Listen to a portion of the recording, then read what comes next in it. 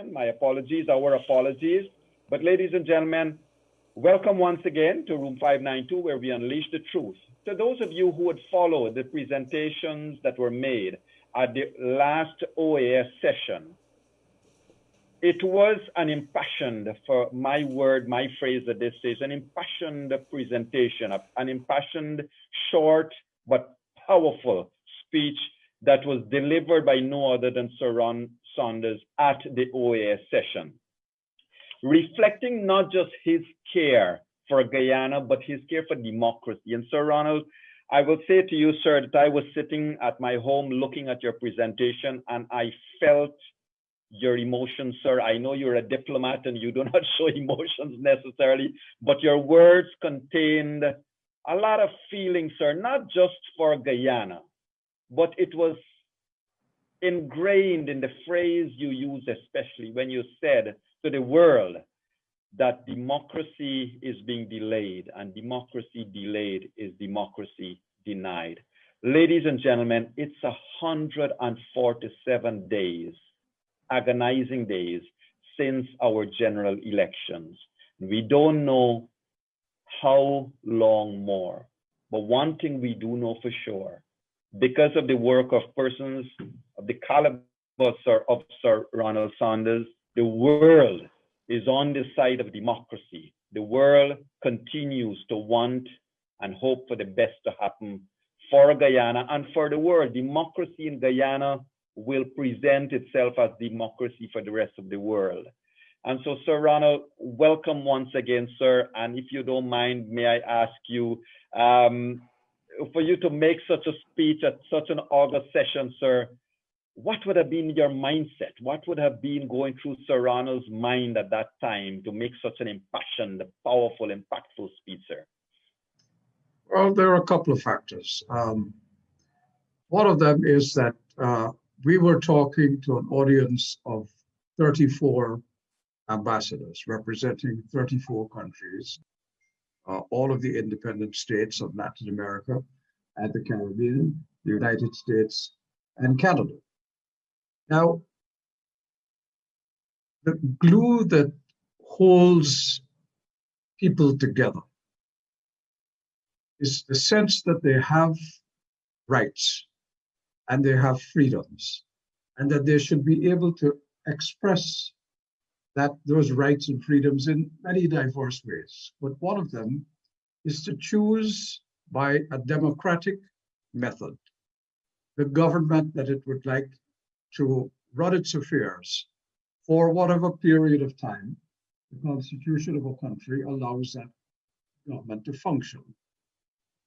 And when the people have had elections and have decided that they wish to change or keep the regime in office, that is the people's wish. And as they say, the voice of the people is the voice of God. And what was important at that meeting was to have everybody understand that Guyana, the people of Guyana, are a democratic people, that they are freedom-loving, with every right to be freedom-loving, because they come out of a background of slavery and indentured labor, of exploitation, of various forms of oppression. But generations of Guyanese, through their trade union movements, through their political movements, have sought freedom for the people of Guyana so that they can express their will, not only in elections, but in other forms of democratic living. And it was important that the Permanent Council of the OAS understand that the people of Guyana are democratic. But in Guyana, as in other places in the world, there are sometimes incidents that occur that hold that passion, that important feeling about freedom, a hostage. And when that happens, it is the rights of the people that must be defended. And what you asked me was going through my mind at that time. It was that I felt that the rights of the people of Guyana had to be defended, had to be upheld, and that whatever efforts were being made to stifle the will of the people had to be brought to an end. And it was not something that I was saying in isolation. I think anybody who looked at that Organization of American States meeting would recognize that all of the speakers spoke to the same theme. And incidentally, it was not that there had been any collusion or discussion by the member states before that meeting occurred. That meeting, we are all existing in a period of COVID.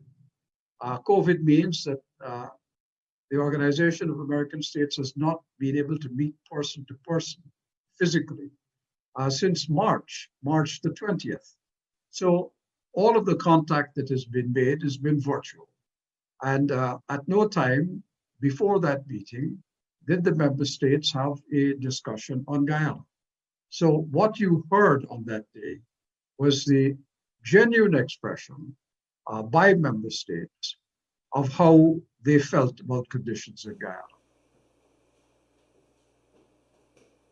Thank you, Sir Ron. And indeed, we found it a remarkable event in Guyana, our local viewers here, because not one country, not a single country at that session even hesitated to call for the will of the people to be respected in their own diplomatic languages. Everybody backed this. Sir Ron, you would have said recently in an article that there is likelihood that another session of the OAS may be happening anytime soon, on which Guyana may potentially be on the agenda again, sir. Your comments, please. Yes, I think undoubtedly Guyana will come back to the Permanent Council of the Organization of American States. It could come back sooner rather than later. It depends on what happens after the Court of Appeal, that's now hearing an appeal against the Chief Justice's judgment of a few days ago.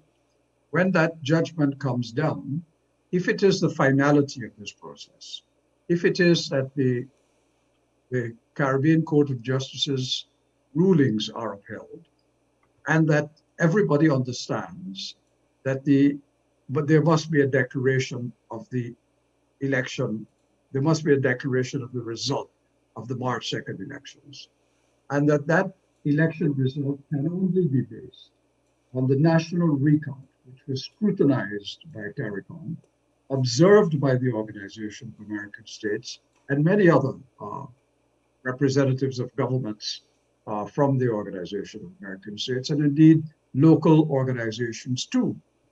And everybody agreed that that recount was a fair and accurate reflection of the votes that were cast and could be counted at that election. That is how the international community feels about this.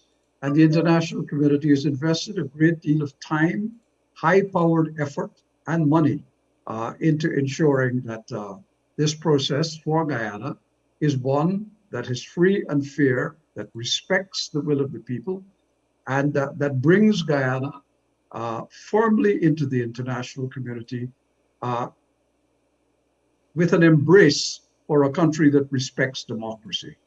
That is what we all want to see. So if the Court of Appeal upholds the Caribbean Court of Justice position and the position of the Chief Justice, and the Elections Commission goes ahead and makes a declaration of the election based on that process, and the political parties and everybody else in Guyana accepts that that is the situation and proceed to swear in a government which reflects the will of the people, then there may be a meeting of the Permanent Council simply to congratulate Guyana, to express its happiness for the people of Guyana that they have this matter behind them, to look forward to Guyana taking firm hold of the economic opportunities that now lie before it, and making something of the country economically, and using that newfound economic strength to build its institutions of democracy so firmly for the future that there can be no repetition of this kind. Thank you, sir. And sir, you mentioned there, yes, if when the judgment is delivered, that GCOM proceeds, makes a declaration and the usual. What if the converse now, sir? Well, there will be a permanent council meeting again, a different kind of permanent council meeting. First of all, we would have to, we are pretty sure if they make a decision that goes against the Chief Justice's decision and the judgments of the Caribbean Court of Justice, we are pretty sure that they're going to appeal that case as well. But who are they appealing it to? They're appealing it to the Caribbean Court of Justice and asking the court to make a ruling against itself. Yeah. Well, that is most unlikely to happen. And I think everybody knows that. So unless it is a filibustering tactic, unless it is a tactic simply to delay, then it really is rather pointless exercise.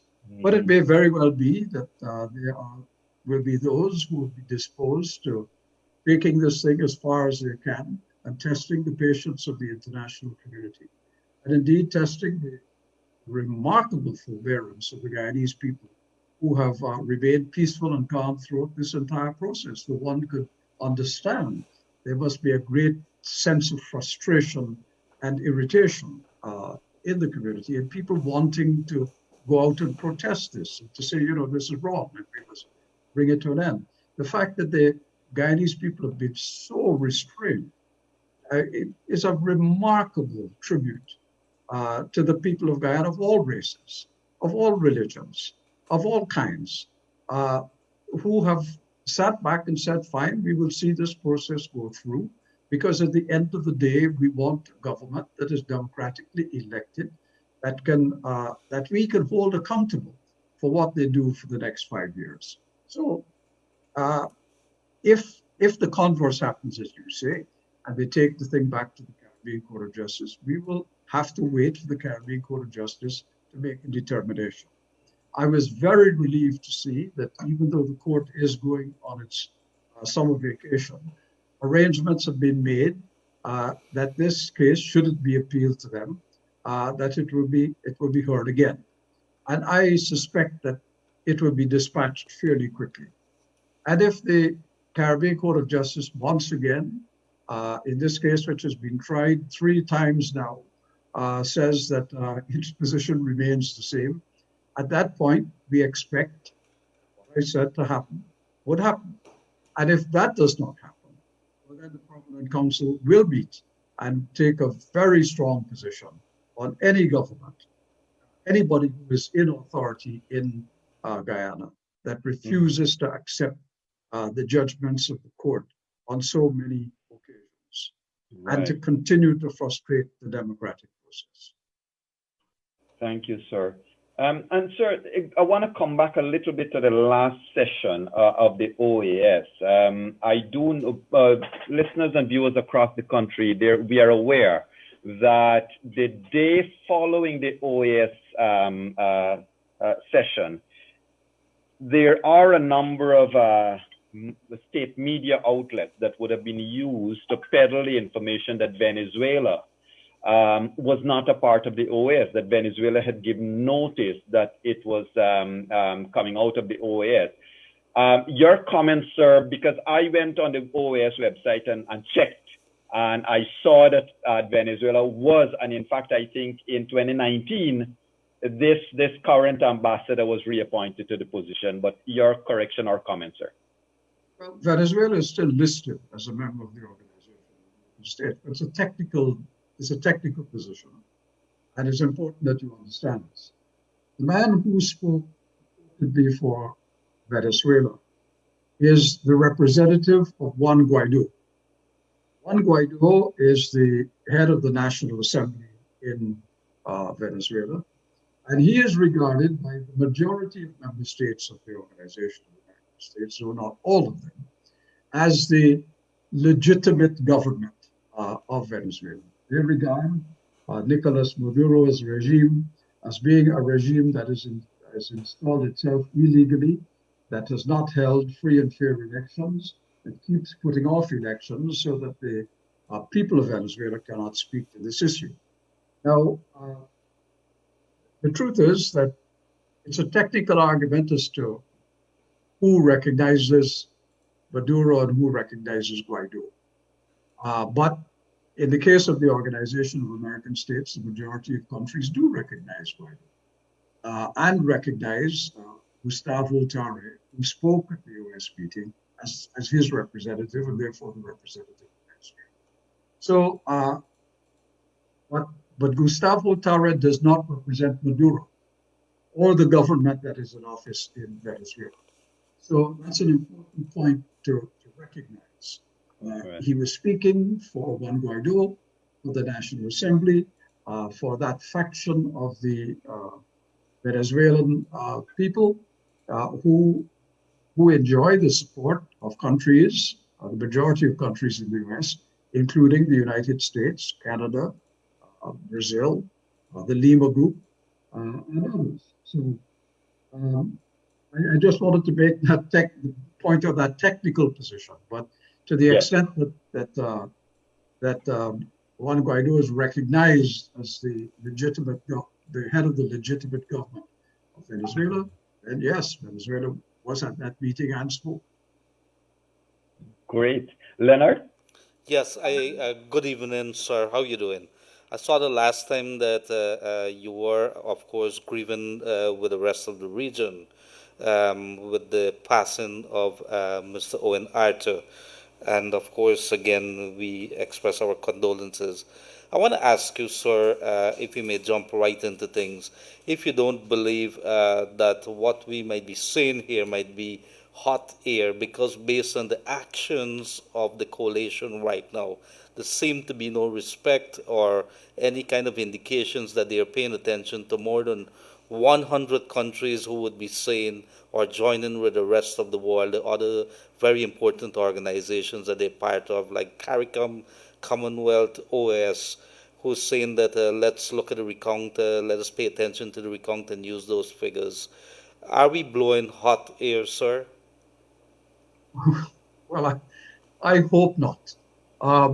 Look, there comes a point in the life of any group of persons who believe that their cause is just and that they're right in what they're saying, to recognize the reality that the rest of the world is not buying that story, and that the rest of the world is not going to accept it, that the rest of the world has seen an election held on March 2nd, which everybody, including all the political parties on that night and the next day, said was a free and fair election.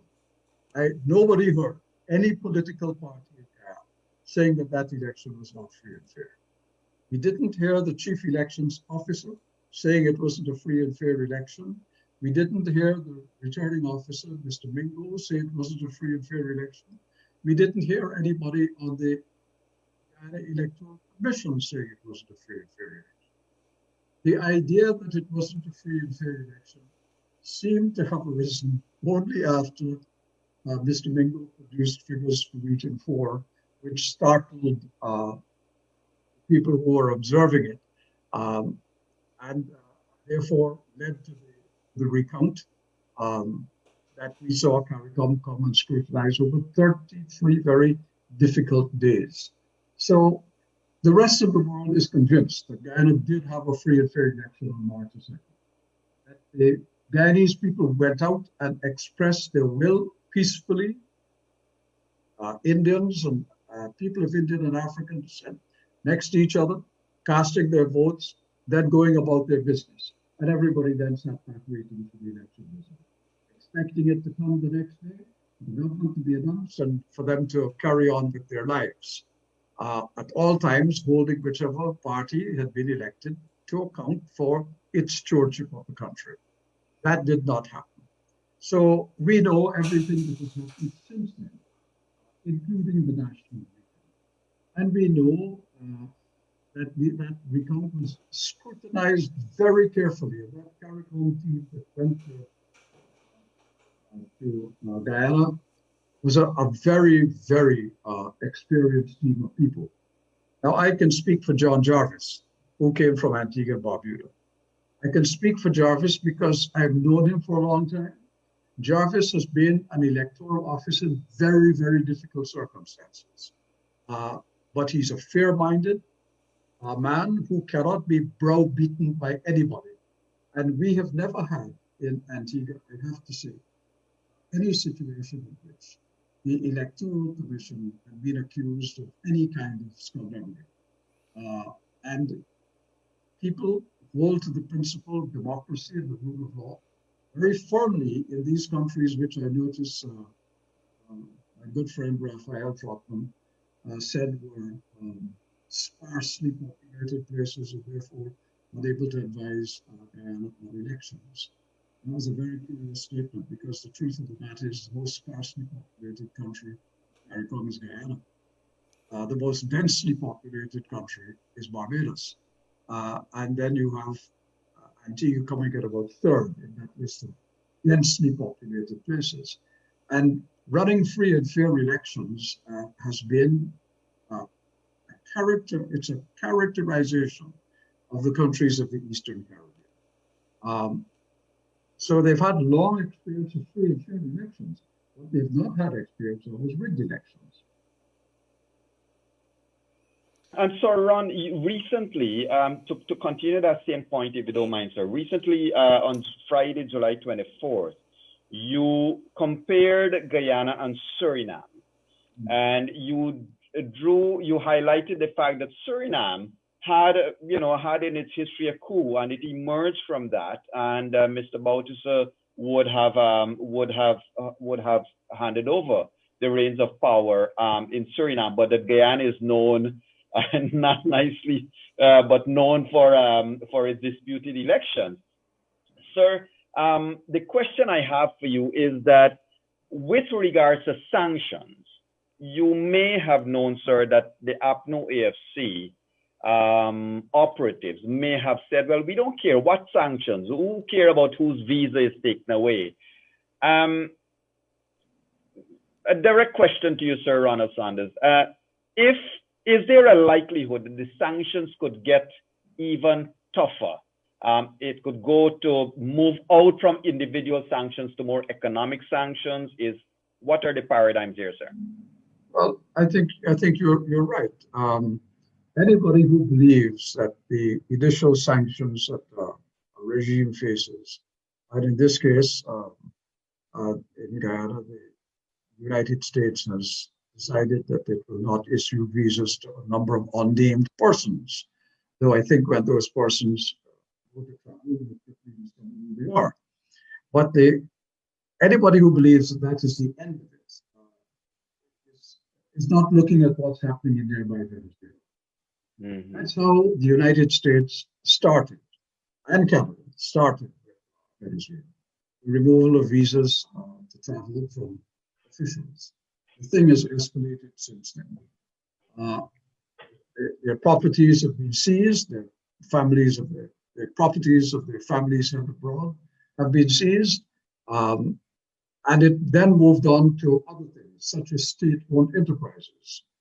If you look every day, the United States State Department issues a list of sanctioned persons, companies every day. Every day they produce that list. The list covers the whole world. It has a remarkable number of Iranians, of North Koreans, of people from Iraq, Afghanistan, and it has people on it from Latin America. Venezuelans are on it, people from Bolivia are on it, even people from Brazil are on it. But it's not just persons, it's not just natural persons, it's corporate persons too. So that right now, there are sanctions against Venezuelan ships going into ports, doing business, any company that does business with the United States, any company that also does business with a sanctioned company from Venezuela is itself going to get United States sanctions. So that it has a domino effect. The United States may put sanctions, and people say, well, it's only the United States. But the United States is such a powerful figure in the international financing and trading system that it touches you. Because if you want to do business with an American company or with the United States, and you are doing business with a company that is sanctioned, you get sanctioned. And most companies don't put themselves in that situation. They simply say, well, I know we've done business, but we can't continue to do it because we are Yogi, going if to you get may, sanctioned. sorry about that. We getting Sauron in and out, and the audio is not coming out. Could you fix the mic there, Sauron? Could you? Our apologies.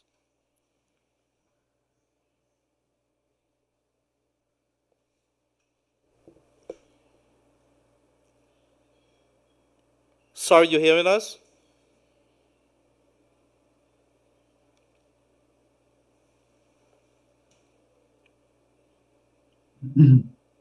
Yes, we heard that little clearing of the Yes, throat. yes, Well, I didn't realize I was the problem. yes. Thank you very much. If thought I'd have cleared my throat. Yeah, yeah. Thank you very much. People want to hear you very clearly. They say, no, we need to Yes, hear Sauron. Thank you. yes. Yeah, So, so I think what I was telling you is that anybody who believes sanctions is going to end the war. it's gone again, sir. I was saying that if anybody believes that sanctions will end with the restrictions on visas on a number of people, quite wrong. It's going to ratchet up, and the more difficult a regime becomes in accepting democracy and the rule of law, the more the thing is going to be ratcheted. And you only need to go to look at Venezuela and see what's happening. Eventually, it will be tough. It could lead to the fact that you may not be able to have financial transactions. Because if banks decide that they are not going to deal, United States banks, that is, are not going to deal with sanctioned institutions in Guyana, those institutions can't do business with those banks or through those banks. And the banks in Guyana themselves are going to have to take that on board, because if they start doing business with a sanctioned company, then they are open to sanctions from the United States. And those sanctions could include cutting off correspondent banking relations so that they cannot do a single transaction. And if they can't do transactions through the United States, they're going to be very hard pressed to find correspondent banking relations to settle their bills internationally. And believe me that if the United States starts that, it's not going to be too long before the European Union kicks in as well. You must remember that they're all part of the Organization for Economic Cooperation and Development, the OECD, which has a global forum on things like tax and money laundering and so on. And they're also important members of the Financial Action Task Force, which has already laid down rules for how banking transactions could occur with countries and institutions and people who have been the subject of sanctions. Thank you I'm very not much. hearing you now. Yes, sorry about that. Sorry, sir. Well, Go ahead. Yogi, if I may continue Yes. to ask him, Sauron, today there was a major development, and as a follow from the line of the questions a little earlier, three charges, private criminal charges, filed by apparently supporters of the coalition. And I want to ask you if the region should not be digging in, or the rest of the world who wants this matter over with and done should not be digging in the heels and say, we're in for the long haul for this. Well, I think the region has indicated that Guyana is a part of CARICOM. Guyana is what happens in Guyana is important to CARICOM because of the familial relationship.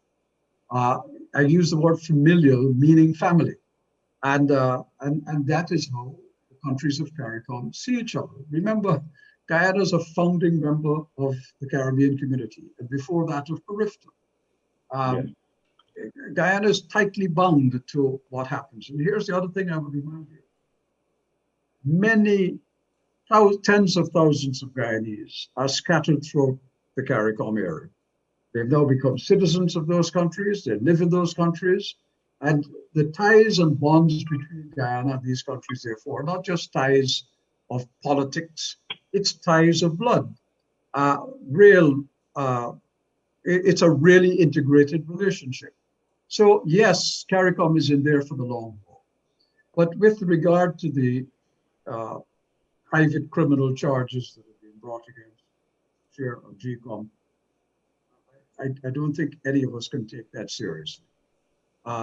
It's clearly a kind of tit for tat situation because Mr. Lowenfield also had private criminal charges brought against him. The truth of the matter is that all of this is just nonsense. It's foolishness, to use an Owen Arthur word. And really, it should stop. What we need to do is to get on with the real business at hand, and that is the declaration of an election result to free the people of Guyana to get on with their lives. This idiocy of taking people on private criminal adventures is really nonsense. I felt the same way, incidentally, about Lowenfield as I feel about this. It's a pappy show. It's a side act. It's not the main event. And why would anyone want to spend time on this except to inflame feelings? And this tit for tat reaction is not conducive progress for anybody. It continues to inflame a situation unnecessarily, and really it should be brought to an end. Right. So, Ronald, over the past couple of weeks, sir, I think there is something happening behind the scenes, because every time they achieve a delay via litigation, there is a new narrative that those couple days end up bringing to the fore. And the last set of litigations that would have happened, you see the narrative come out with a call for negotiation, a call for discussion. Last night, Sir Ronald, in Room 592, we had representatives of a couple of the other political parties. We had invited APNU+AFC, but they didn't respond. And the PPPC, the ANOG, and the TCI, they said, and LJP, they all said that they cannot negotiate on the duress. They're not going to negotiate. Sir, what is Sir Ronald Sanders' thoughts with regards to APNU+AFC calling for negotiations at this stage? Well, I think there's a time for negotiation, but not until after the election result has been declared. And what you're negotiating about is a different matter. You're not negotiating the election result. Election result is what it is. The people have cast their votes. There's been a recount. Their figures. That's what the election is about. What a negotiation should be about after the election results and after a government has been installed is how Guyana is taken forward. Do the political parties continue to try to foster these feelings of this business of racism in order to stay in power? Do they begin to recognize that when you run in an election, you're not running for half the people or part of the people, you're running to get the support of as many of the people as you can. And when you are in government, you're the government of all of the people. And you must govern in a fair and equitable manner, ensuring that the benefits of the economy, the benefits of all the sectors of the society are shared as equitably and as fairly as they can be amongst the people. And what the negotiation should be about is how you achieve that. Not about how you achieve, you can't have a negotiation on what your view is of the election result and the figures. That's foolishness. The election result and the figures are what they are. They're not a matter for negotiation. But Sir Ron, if I may push you on that same point a little bit, sir. So today, for example, we had a caller into our daytime program, and his point was that, there are good people on both sides, and maybe we need to have these sides talk. And last night, to your point, Bishop Edgil and Timothy Jonas, Bishop Edgil especially, he basically echoed the same sentiments you had. How can you negotiate the results? But sir, Peter Wickham, we had him in Room 592, and he said that maybe APNU+AFC, maybe somebody there needs a Sir Ronald or a somebody to come in, even if it were a matter of show. I mean, these are not his words directly, but he suggested that maybe the APNU needs to be told there will be amnesty. You're not going to be jailed. You're not going to be, somebody needs to give some assurance, some way to have them step down, or else they're not going to step down. What's your reaction to that, sir? Well, I mean, there is some merit in what Peter is saying about the necessity for people, but he's not talking about negotiating the result. That's right. He's talking about negotiating how you get people who are now in charge of the country concede that they've lost the election. Look, I led a negotiating team in 2016 to Haiti in very difficult circumstances, very different from what is happening in Guyana now, far more explosive. President of Haiti, Michel Martelly's term had come to an end. However, elections that were due to be held months before to decide on the new president, and he incidentally could not run again because he'd run his 2 terms, but his party had a candidate. But those elections ended up in disruption because of violence and various things. The election commission resigned. All sorts of things happened. So there had been no election. But his term of office had come to an end constitutionally. And there was a cabal around him who did not want him to vacate office, even though his term had ended. And indeed, there was some merit in that because, unlike in the Guyana situation, there had not been an election. So there was no automatic group that you could look at to say, well, these are the people who were elected and therefore should form the government. I spent 14 days in that country, morning, noon, and night, working between the Senate, which was still an elected body, the Parliament, which had elected representatives, and the executive, being Mr. Martelly's government, to try to get them to come to an understanding that Mr. Martelly would demit office at midnight on the night his term came to an end, and that on the next day, he himself would anoint as an interim president somebody elected by the Parliament. Because remember, the Parliament was still in session. There's a different kind of situation in Haiti. Parliament could have continued elections with presidents. And eventually we brokered that solution, but it wasn't easy because Michel Martelly had around him a group of people whose power, whose wealth, whose authority depended upon him being the president, because he was the part of his right. So the last thing they wanted was for Michel Martelly to leave, because if he left, then they're gone too. And I spent a long time, as I said, negotiating between him and the people and Professor Michael, who became president for about 18 months after that.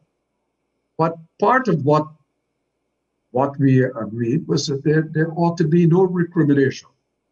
We shouldn't be a witch hunt after the elections were over. There shouldn't be a going after people to lock them up or to make their lives a misery.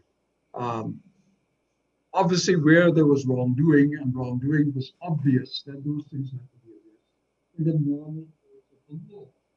But the government itself was not going to initiate that kind of action. And when we had that understanding with Mr. Martelly, he left that we signed an agreement.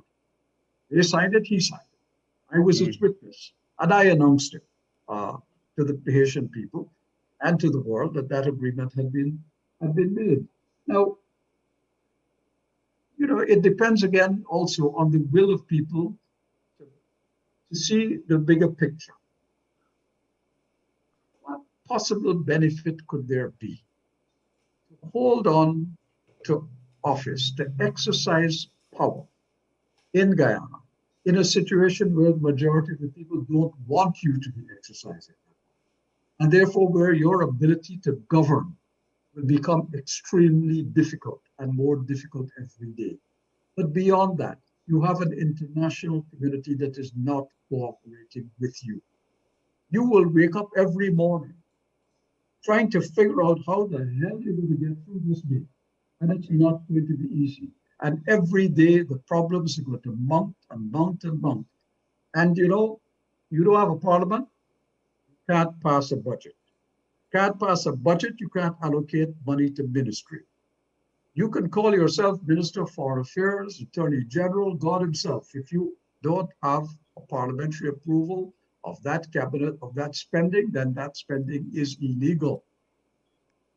And that's not a good thing to do, because eventually it will catch up with you.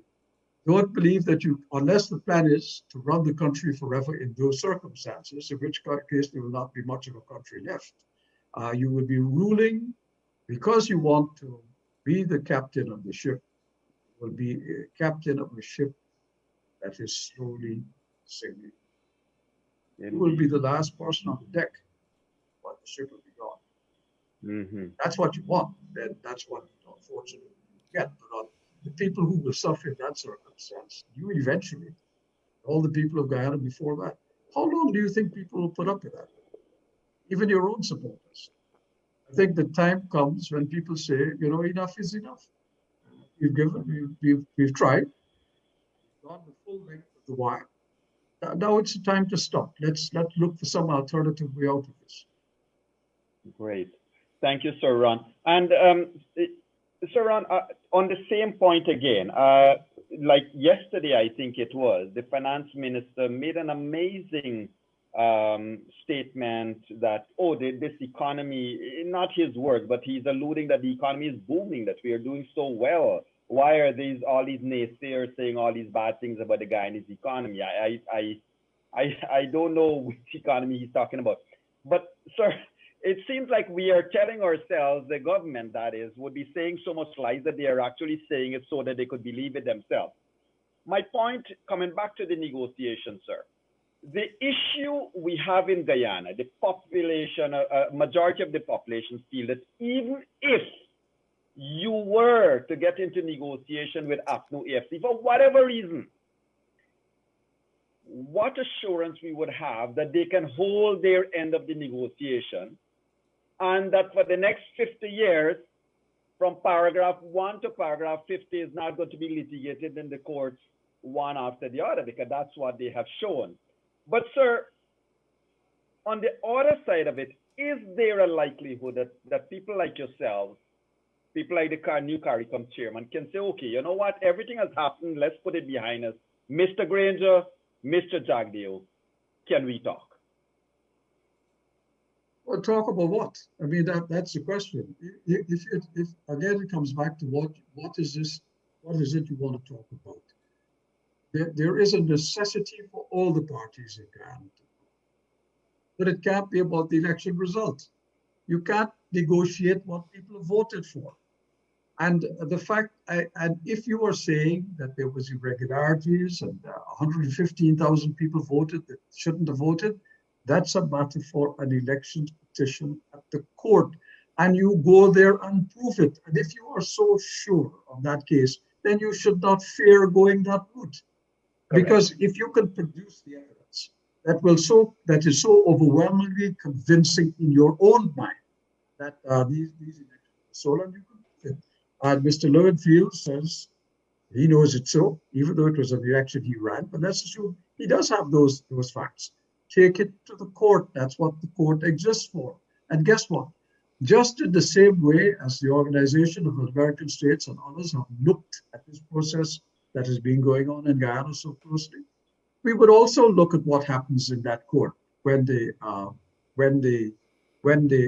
is heard as an elections petition. And if the APNU+AFC people are able to prove that by some unknown way, the election was rigged and 115,000 people voted that shouldn't, and the court finds out, guess what? The OAS and others will uphold their position as strongly as we were Right. There should be a national recount. So if you are so firmly of the belief and you have the evidence that there was irregularity and wrongdoing to the Of tune of course. 115,000 votes, go to the court and let the court make that decision. That is the process. It isn't for you to decide it. Of course. Not for you to decide it. The reason there's an election court is so that the court can decide it based on the evidence that's put before them. Great. Thank you, Sir Ron. And indeed, that is so, ladies and gentlemen. And the sentiment all across the country, as we would have expressed in our daytime program, is, as Sir Ron so eloquently put it, negotiate what? One cannot negotiate the results of the election. We can always talk thereafter, after a swearing in what happens. Leonard, over to you, sir. Thank you very much, dear gentlemen. I want to ask you, sir, and put maybe a couple of things in perspective. Number one, tomorrow is going to be the Court of Appeal decisions or announcement with the rulings. We are probably going to see a CCJ. In the meantime, do you believe, sir, that the OAS and the rest of the bodies and the rest of the countries are going to stand by waiting for that? Are we likely going to see some follow-up actions like what the U.S. Secretary of State would have said a couple of days back, last week or so? No, I don't understand the question, Leonard. My apologies. Do you believe that in the meantime we are going to see after tomorrow court is ruling at the COA at the Court of Appeal that there's going to be some other actions, because more than likely we are going to head straight to the Caribbean Court of Justice. This thing is not going to stop. More court cases are going to come. My question to you, sir, do you believe that there are going to be some swift sanctions that's going to follow? Because I think there is going to be, how you say it, intolerance to what is happening. Well, if this thing keeps going on, it goes back to the Caribbean Court of Justice. The Caribbean Court of Justice makes, again, which I assume it will reaffirm its original position. And that is not accepted. And that is not accepted. And the status quo remains, in which this president remains in office and ministers or people who call themselves ministers are going about spending money they don't have authority to do. Then the international community is going to become very concerned about this. And the sanctions don't have to start with the OAS saying anything.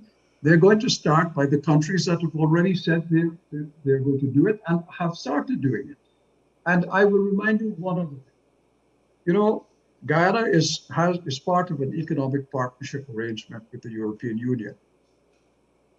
People should read that economic partnership arrangement agreement, because in it, it says that the EU expects its partners to run democratic countries in which things like elections are respected and so on. When that does not happen, it is an abridgment. It is a violation of that agreement. And it therefore produces circumstances in which the European Union itself can decide to abandon that agreement. It will have consequences for Guyana in terms of where you send your but it will have consequences too, because the European Parliament and the European Commission are going to decide that there must be some form of penalty that should be applied to those who stop Guyana from being the democracy that everybody would wish to see it be. And so they will join the United States and Canada and others in applying sanctions. So, you know, let no one fool themselves that somehow this is going to go away. If the situation in Guyana escalates in a manner that denies democracy, that delays, it's already delayed, but continues to deny it, then I'm afraid there is going to be action. And no one should fool themselves that there isn't going to be. And I want to ask you, Sir Ron, if this entire thing has this whole nightmare that Guyana is going through, whether this whole question of Caribbean Court of Justice, you know, what I'm really trying to get at, Caribbean Court of Justice, his rule is going to be asked to rule again on its ruling that it handed down about 2 weeks back. what impact has this going to have on the region in terms of the credibility of the Caribbean Court of Justice and its authority? What if it rules on, if it rules, Is the this going to finding be is asked? correct? Look, it is going to be asked to rule again on what this has already been ruled, Well, already ruled on. if that's the process, but I mean, I don't think the Caribbean Court of Justice will continue to tolerate these appeals to it on a constant basis. At some point, it's going to say, look, enough is enough. This is a total abuse of the court system, which in fact it already is. But and at some point, everybody has said so. The Organization of American States Secretary General Louis Armando said so quite plainly on more than one occasion. And he said it during the meeting of the Permanent Council on the 21st of July. Everybody regards what has been going on in Guyana in relation to the court as an abuse of process. You're fading a little bit again, sir. My apologies. Yes.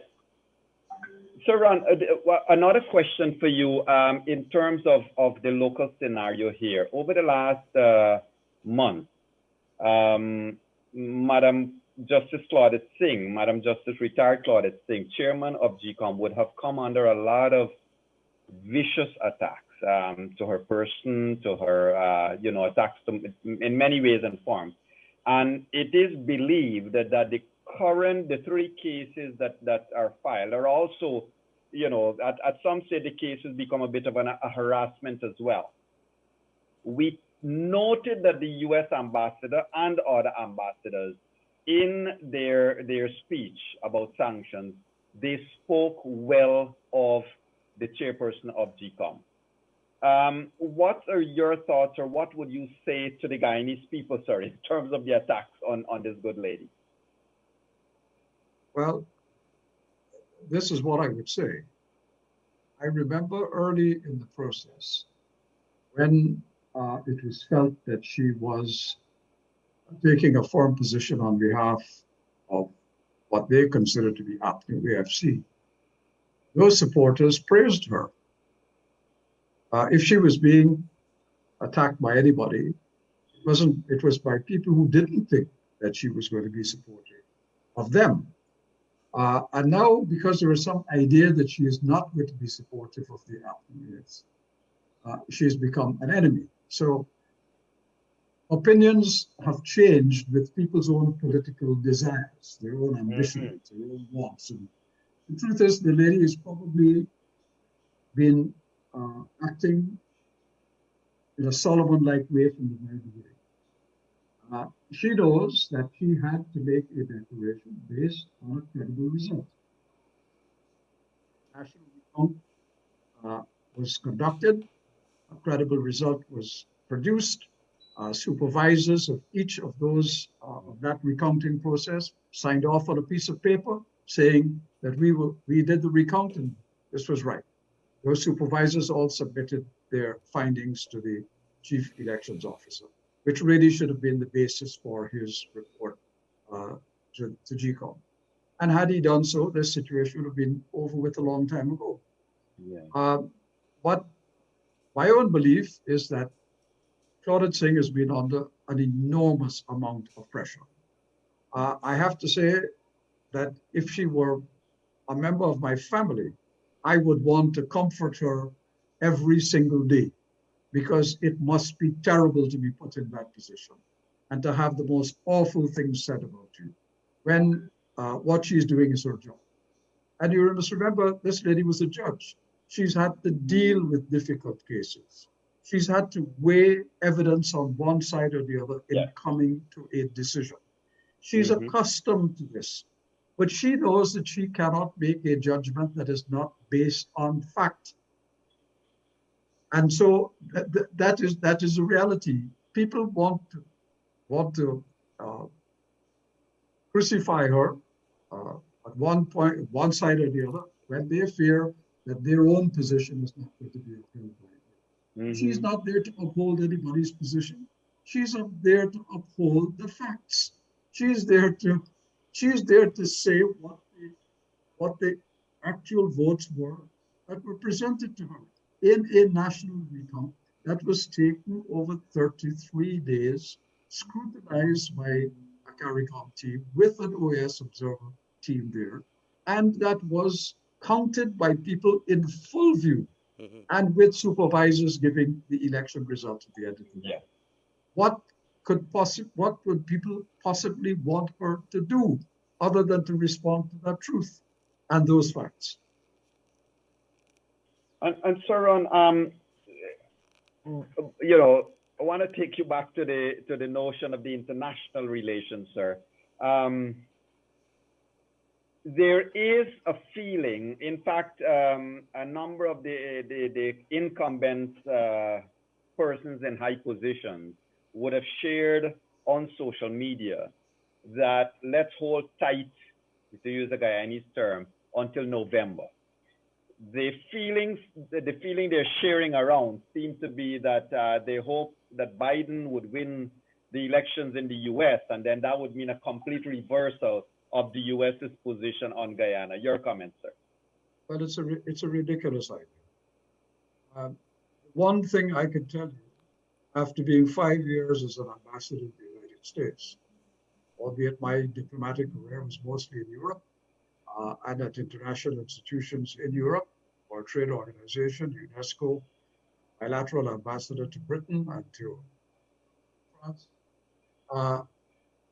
But if it is one thing I've learned in the 5 years I've been ambassador to the United States, it is that on foreign policy matters, particularly on matters of democracy, human rights, and civil rights, there's very little difference between the United States Republican Party and the United States Democratic Party. In fact, some of the things I've seen written about the situation in Guyana and other parts of Latin America, the Democrats have taken a far more strident position on these matters than the Republicans have. So you must recall that,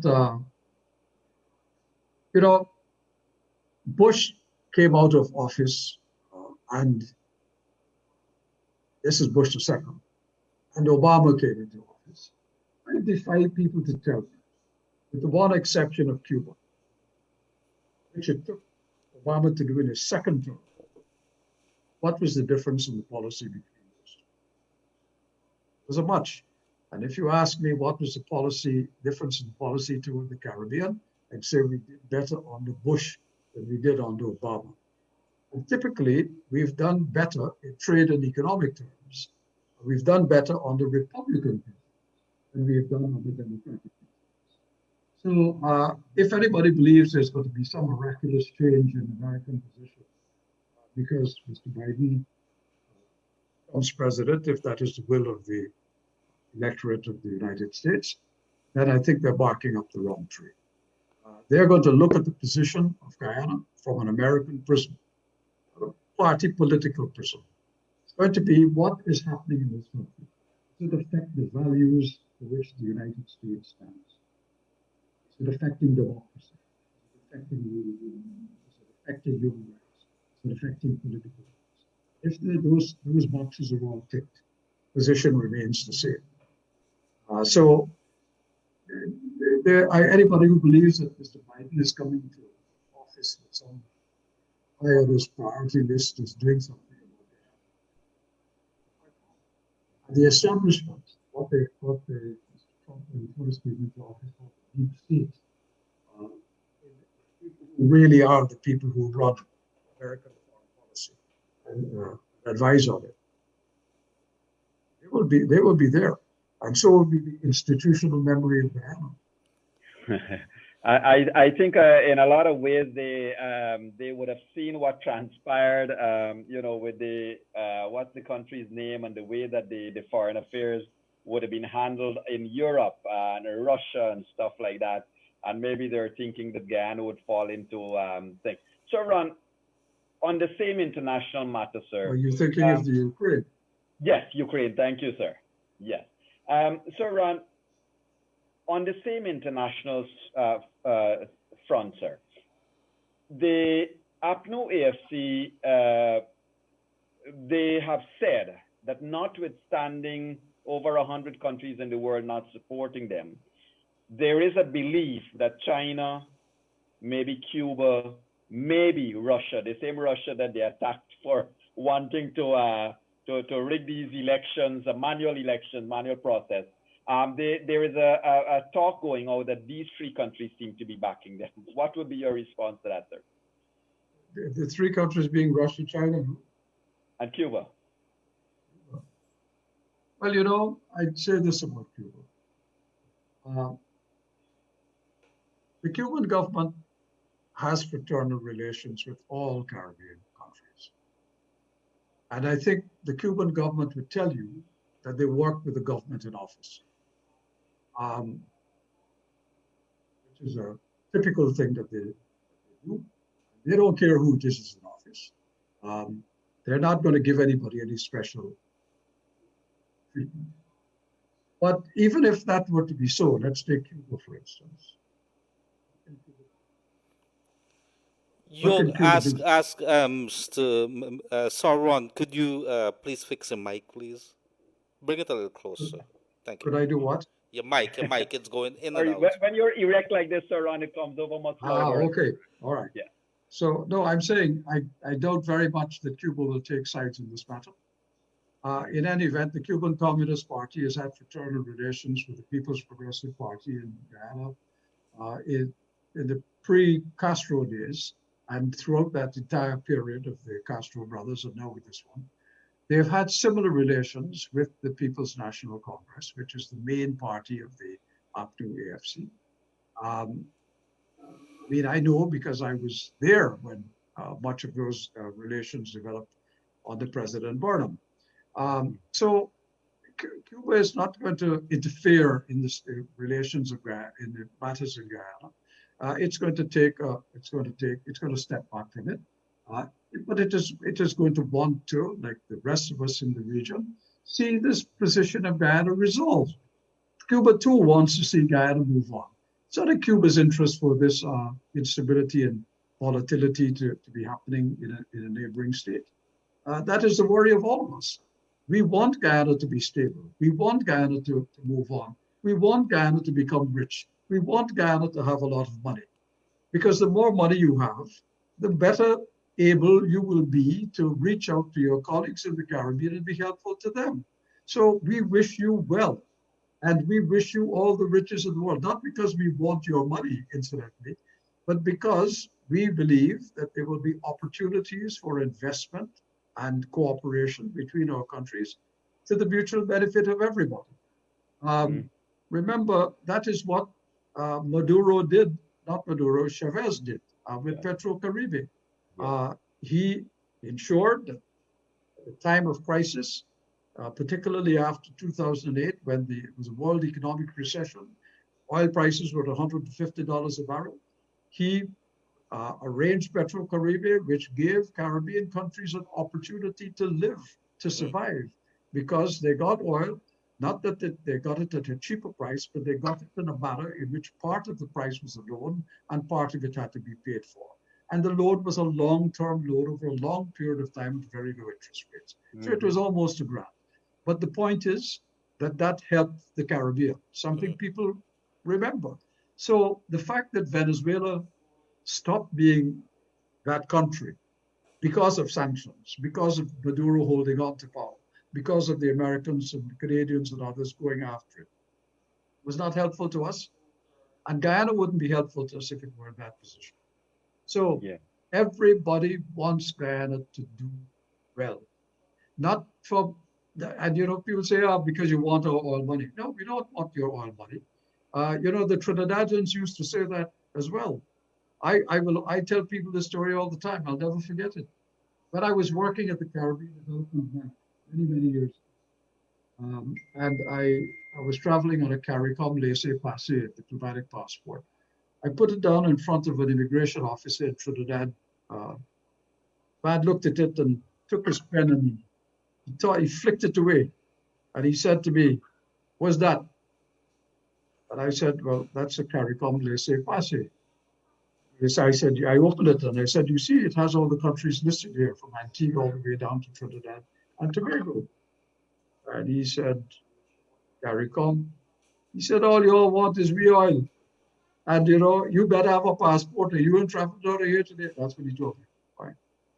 As I was passing, as I was leaving, I couldn't resist the passing shot. I said this, you have oil, and you say that oil don't spoil. But I hope one day you could eat that oil because it might be all you have. And you know what? I lived to see that happen. So this idea that people, because you suddenly have a wealth of riches, people want it. Not necessarily so. Uh, but in your own mind, if you live in a neighborhood, you don't, and you have anything, you want to make sure you look after the people who don't, because if you are not doing that, you're creating the potential for other things to happen, which would not be so good. They won't be your friends, in other words. Right. Right. So, but that's down the road. All that I'm saying, the only point I'm making here is to say we have a deep and lasting, abiding interest in the well-being of Guyana, as much as for Guyana's sake as for the rest of the region. Correct. And so, Ronald, in terms of human rights and the UN and CARICOM as well as OAS, Guyana is reaching a state, sir, where at least those of us here, we believe that a lot of very, very bad things are happening in many of the areas across the country. There is abject poverty. Because of COVID-19, families have not been at work for many months. People are really punishing. There are many groups, civilian groups like ourselves, who have been going around communities, sharing out hampers as much as we can afford, with a lot of donations from brothers and sisters overseas. So, sir, the question I want to put to you is what would be the wider world view of a humanitarian crisis developing in Guyana as these elections are more and more protracted and delayed, sir? Well, it is a concern. And the Secretary General of the OS alluded to it in his statement on the 21st of July at that permanent meeting, when he said the country needs a government that is managing this crisis. And you are in a crisis. The COVID-19 thing is killing people, and your figures are high. And you do need for it to be managed better. But you're only going to be able to manage it better if you have a government in office that is seen as legitimate, that can make decisions that the country is going to accept because they believe you are the people they elected. They put you in charge and they must give you an opportunity to do it. If there is resentment to the people who are making these decisions, then that resentment translates itself even in terms of the way in which they're managing the COVID-19 pandemic. That's not good for anybody. Guyana really needs to get around this matter now as a nation. It has to, a cohesive, coherent plan, comprehensive plan for dealing with COVID-19 has to be articulated. It has to have buy-in from civil society, from the Chamber of Commerce, from the trade unions, from all the political parties, because this is a matter of life or death. Right. One thing is for sure, elections won't kill you, but COVID will. Yes. So the thing to be doing is to prepare yourself to avoid the spread of COVID as best you can. And you're not going to be able to do it unless you are a government in charge, a government that is respected by the people, a government that commands the support of the country on the basis that they believe you won the election, therefore you must be given the opportunity to run the country for 5 years. Mm-hmm. And Sir, I sir, hate to put this question to you, but it is in a lot of persons' minds, and we have been receiving some inbox messages. People are looking at the worst case scenario because we have not had much to look forward to for over 140 days. The worst case scenario is that the government will stay in power regardless of what GCOM declares. For example, Hamilton Green, even though he excused his statement by saying lapsus linguae, he said David throw away the Constitution and the law. And you're seeing on social media a lot of the supporters of APNU+AFC saying, declare a state of emergency, call a national assembly, bring together people and run the country. Sir, if that were to happen, as a worst case scenario, what are we looking at? Is there any possible UN intervention? Is there, what else can we look at that can bring some bit of mental relief to people? Well, let me first of all say that if something like that were to happen, it would in effect be a coup d'etat. Yes. Because you would be seizing the government. That's what you're doing. And parlaying the governmental process in the way that it's going now, for delays and excuses and so on, is one thing. People will tolerate that until the wire runs out. And the string here is as long as it takes to get back to the Caribbean Court of Justice and for them to make a decision. After that, the string is run out. Any actions that are taken after that that are not in keeping with the decision of the Caribbean Court of Justice and the national recount is a coup d'etat. And a coup d'etat is treated very differently in the world community than this one. It will then become a United Nations Security Council matter. That's where the situation is going to end up. Now, why would we want to put Guyana through all of this pain? Why would we want to keep the people of Guyana in limbo all this time? Why would we like COVID to continue to take the lives of Guyanese on a daily basis, and we're not able to deal with it in the comprehensive and coherent manner that it needs to be? Why do we want to have people walking down the street, looking over their shoulder, fearful of one another? What is the benefit of any of that? Right. To do what? Just to keep a handful of people calling themselves ministers? It can't be worth it to anyone. And at some point, the very people who are blindly supporting them, people who are being urged to go out and do things on their behalf, are going to ask themselves, well, how much longer? And for what? And what am I getting out? What am I getting out of this? And if the answer to that is, well, you're keeping us here, that isn't going to be enough. People have bellies to feed. They have children to look after. They have medicines to buy. They have rent to pay. They have electricity bills that come in regardless of whether they support you or not. Mm-hmm. So these things have to be addressed. Those are the fundamentals of what a society is run on. And eventually, if these things are not addressed, there is going to be widespread dissatisfaction. Who would want to run anything in those circumstances? Right. To be what? To have ashes just simply so that you could say you are the king? Mm-hmm. Over ruins? That makes no sense. At least makes no sense to my mind. It may make sense to others, but not to me. Leonard? Yes. So, Ron, how much of a dilemma is CARICOM in knowing that it has that quarters in Guyana, and Guyana is a founding member if Guyana turns or it continues on the same path? Well, it is a huge problem. I mean, you think about it. It's not just that Guyana is a founding member, though it is a fact Guyana is a founding member. All of those who say, we can do without CARICOM and all of that, well, Guyana sells products to CARICOM. We are an export market for Guyana's goods. So when we buy goods from Guyana, we employ people. Those people work for factories and agriculture and rice and all of that we pay. When we stop buying it, those people don't have jobs. Government doesn't have revenue that comes from that source. And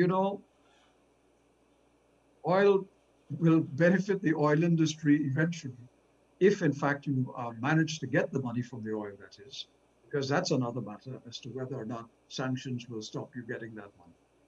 But what about the rest of the economy? That has to continue to work on the same markets it's had before.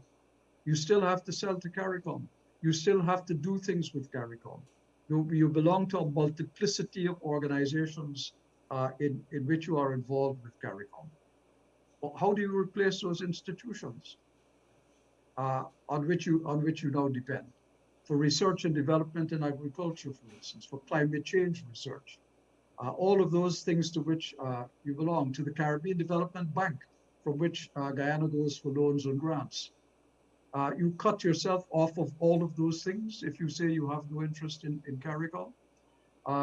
No, if a political factionalism in Guyana cannot dictate Guyana's relationship with the rest of the region, no more than the rest of the region can allow political factionalism to determine its relations with Guyana. That can't happen. Yoke. Sorry about that. Thank you, Sir Ronald. And Sir Ronald, in terms of the people of Guyana, yourself included among all the other countries that spoke at the OAS session, you would have acknowledged that the people of Guyana would have, been tolerant, would have been, keeping themselves in check. Sir, what, as a, pacifying message, what gentlemanly advice would you tell the Guyanese people at this time as we continue to bear the strain here, sir? Well, the truth is, we all hope that Guyana will remain calm, the people will remain disciplined, that there will not be any violence on either side. But and that must be what they must continue to do. They must never feel abandoned, because they're not abandoned. The international community is there and is watching everything that happens. I am sorry that indeed there can't be a discussion with people in APNU and AFC who are now calling the shots. Understand, I understand that some of them really do believe that they were robbed of an election. I understand that there are people who feel that, genuinely feel, not all of them, but there are some who genuinely feel that they were robbed of an election. But if you genuinely feel that, if you are so convinced that that is the case, and you must be so convinced because you have evidence, you can't be convinced on a hunch. You can't be convinced on a guess. You have to be convinced on the facts. If you are so confident that that is so, then follow the course of the law. The law says there must be an election result declared. Once that election result is declared, if you are still so convinced that, and what it is that's motivating you to be as you are, that you were robbed of this election, then go prove it to the court. You've gone to the court so many times already. Why would you be reluctant to go to it once again? Very true, Sir Ronald. And that is well said, sir. Ladies and gentlemen, the international community certainly is on the side of the Guyanese people, and Sir Ronald Sanders has given us all of that assurance that do not feel abandoned, do not feel that no one is looking, and a call to the APNU+AFC, anybody who feels that these elections may not represent what you think it ought to, go to the elections court and let us deal with it there. Sir Ronald Sanders, as we start to wrap up our program, sir, it would be remiss of me if we do not acknowledge the great contribution of a gentleman, Mr. Owen Arthur, who would have passed recently, sir. And in room 592, in our last session here, we did acknowledge him. Sir Ron, I would like to ask you, sir, in a minute or 30 seconds, whatever it is you can, for some tributes, maybe from your side to the good works of Mr. Owen Arthur, sir. He has been really good, and I think we will always remember in Guyana for a long, long time, Sir Owen Arthur standing up in that Elections Commission building and say, take the badge. If that is what you're telling the international community, sir, he stood up by the Guyanese people to the very end. Over to you, sir. Yes, he did. And he did stand up for the Guyanese people in many other ways. And I want to tell you one of those ways that for me would always mean something. When Arthur, during his stewardship as Prime Minister, the opposition, which was then the Democratic Party, the same party that's now the opposition, when he was Prime Minister, they put him under a lot of pressure by whispering at street corners and to the political hustings that Barbados was taking in too many Guyanese, and they wanted to throw them out of the country. he was the prime minister. He said publicly, not on my watch. And he talked even then about the great attributes of the Guyanese people. And he said something that most people don't know. But you know, Barbados in the 1960s, the early 1960s, was not the Barbados that we know today. It was Guyanese who went to Barbados and invested their money, building the first hotel there, putting down the first tourist centers there. And he recalled that Guyanese had always made a contribution. In fact, the interrelationship between Guyana and Barbados goes back in many ways. People don't know this, but when I was a boy, Barbadians came to Guyana as teachers, policemen, even as pork knockers. And some people tell you they also came as thief men. That was a joke. But the point is they came and their intermarriage was quite considerable. You take names like Burnham and Hoyt and Greenwich and even Granger.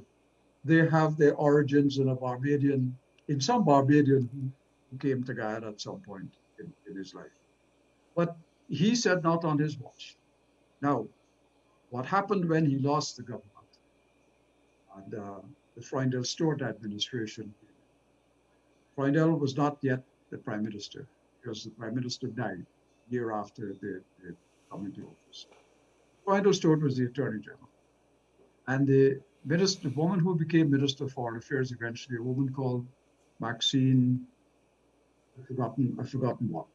But in any event, she was in charge of immigration. And they systematically, in the first 6 months in office, did exactly what Owen Arthur resisted. They kicked Guyanese out of the country, picked them up in the middle of the night, some of those women in their night dresses, and put them on planes and sent them back to Guyana. Now, I was astonished when Guyana gave that prime minister an award because what the reason for that award was, I really couldn't understand. But in any event, the person who deserved the award was Owen Arthur, because Owen Arthur stood up for Guyanese against his own political fortunes. He could have jumped on the political bandwagon and said, yes, let's throw them out because that was the popular thing to do. He did the unpopular thing. He stood up for Guyanese. So Guyana had a friend in Owen Arthur in many, many ways. And he was a remarkable man. But one thing I can tell you about him, he didn't mince his words. And he stood up for what he believed in and what he felt to be true. But above everything else, he was fear-minded. Fear-minded. And in his approach to Guyana during these elections and afterwards, that's what you saw. A man who was standing up for what he believed to be true, what he had seen to be true, and what he believed to be justice. Thank you. Thank you, Sir Ron. Ladies and gentlemen, indeed, Guyana will remember Mr. Owen Arthur for a long time. And also, Sir Ronald, I must tell you this, that, it is with great respect that a lot of Guyanese have been on our timeline here and talking about your contribution as well, too. And, sir, let me say on behalf of the thousands of Guyanese who have recognized your continued standing up for us and our people, our heartfelt thank you to you too, sir. I mean, from Berbice, there is Mr. Harry Gill, there is Nandis Sharif, there is Tita Ram Sewak, there is persons Rakesh from Essequibo, Mina Budram, Andre Ramana, people from the Caribbean, America, UK, all over the place. They are saying thank you. And so, Sir Ronald Sanders, thank you, sir, for standing up for us. And we know you are going to continue to stand up for the Guyanese people, sir. May I just say, I don't need to be thanked for standing up for what I believe to be right.